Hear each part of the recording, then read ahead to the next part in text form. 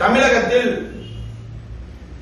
ஒட்டுமொத்த பல்வேறு சதிகளை திராவிட அமைப்புகளைச் சேர்ந்தவர்களும் மற்றும் முன்னால் நடைபெற்ற திராவிட மாடல் ஆட்சிகளை சேர்ந்த முன்னோர்களும் இன்னோர்களும் ஒன்று திரண்டு ஒட்டுமொத்த இந்து தமிழின மக்களிடம் திருவள்ளுவர் செல்லக்கூடாது என்று, அவரை ஒரு தெய்வமாக வணங்கக்கூடாது என்று, அவருக்கு ஒரு வெள்ளை ஆடையும் அவருக்கு ஒரு மஞ்சள் ஆடையும் உடுத்தி இத்தனை நாள் அவர்கள் செய்து வந்தார்கள்.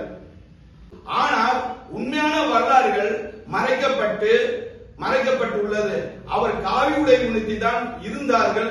அதனால் நாங்கள் அவரை இறைவனாகவும் சாட்சாத் ஒட்டுமொத்த தமிழக மக்களின் சொந்தமாக நாம் காவி உடையில் வணங்க வேண்டும் என்று